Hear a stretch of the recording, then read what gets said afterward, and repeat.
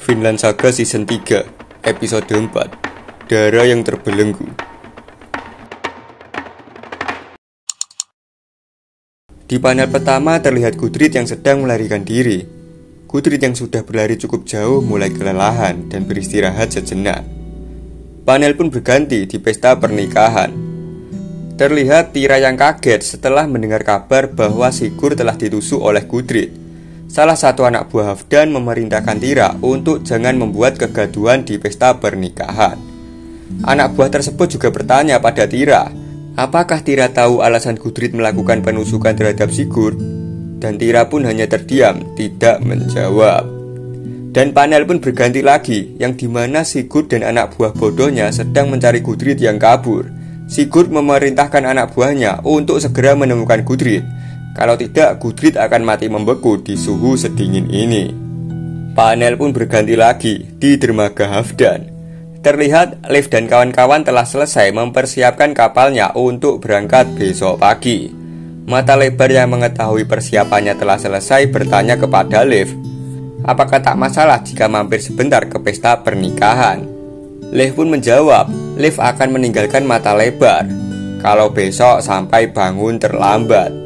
Thorfinn yang selalu waspada menyadari Tong di belakangnya melakukan pergerakan, dan Thorfinn pun berkata, Gudrid, apa tak masalah kalau kau ada di sini? Gudrid yang penyamarannya ketahuan oleh Thorfinn sebanyak 2 kali terheran-heran, dan Gudrid pun berkata bahwa Thorfinn bukanlah orang biasa. Leif yang mengetahui Gudrid ada di sana langsung berkata bahwa ini bukan waktunya bercanda, dan seharusnya Gudrid sedang melakukan malam pertama bersama Sigurd. Gudrid yang mendengar perkataan Leif mengatakan kalau Gudrid terasa dirinya tak bisa kembali. Leif pun bertanya pada Gudrid, apakah Gudrid dan Sigurd sedang bertengkar? Lalu Gudrid menjawab, bukan pertengkaran sih, tapi lebih ke menusuk. Leif pun menyuruh Gudrid untuk mengulangi perkataannya karena Gudrid bicara pelan dan tidak begitu jelas. Lalu Gudrid menjelaskan situasinya, bahwa Gudrid tak sengaja telah menusuk suami barunya. Seketika saja Thorfinn langsung shock mendengar pernyataan dari Gudrid, dan Thorfinn langsung mendekati Gudrid sembari berkata, di mana? Dengan apa? Apa kau membunuhnya? Gudrid pun menjelaskan pada Thorfinn kalau Gudrid hanya menusuk kaki Sigurd dengan pisau.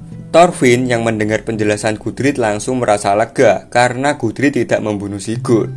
Leif terlihat tidak percaya dengan apa yang terjadi, karena selama Leif hidup, Leif tidak pernah mendengar seorang istri menusuk suaminya di malam pertama.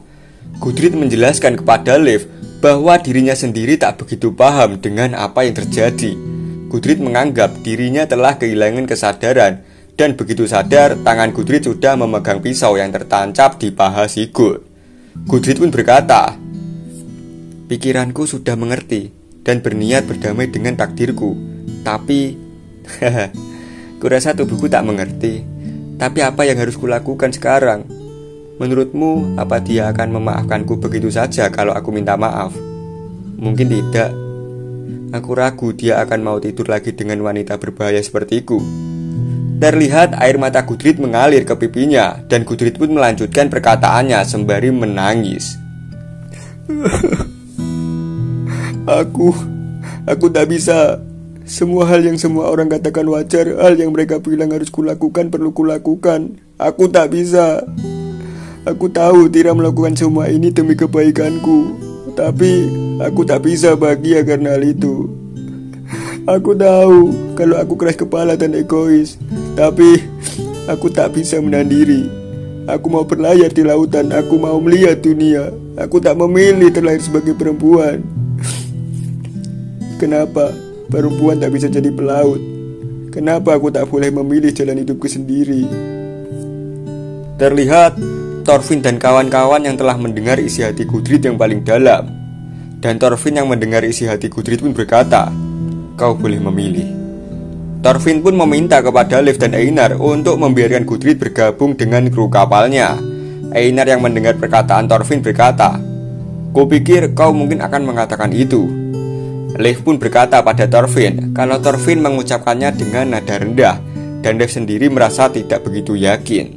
Thorfinn menjelaskan situasinya kepada Leif bahwa situasinya yaitu pejuang Nordik yang ditusuk oleh perempuan.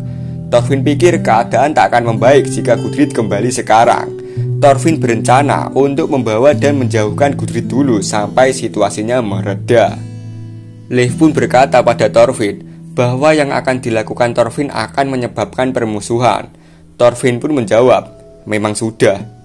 Thorfinn pun berkata pada Gudrid, Gudrid, kita akan melakukan perjalanan ke ujung dunia. Kau mungkin tak akan kembali dengan selamat. Kau masih ingin ikut? Terlihat wajah Gudrid yang memerah mendengar ajakan Thorfinn, dan Gudrid pun berkata, aku mau pergi. Tapi sebelum menyelesaikan perkataannya, tiba-tiba Tira muncul dan berkata, tapi apa? Berhentilah ragu-ragu seakan-akan kau orang lain. Ini bukan seperti dirimu. Aku tak mengomentarimu. Kau meninggalkan ini. Sarung tangan, sabuk, dan semuanya ada di dalam.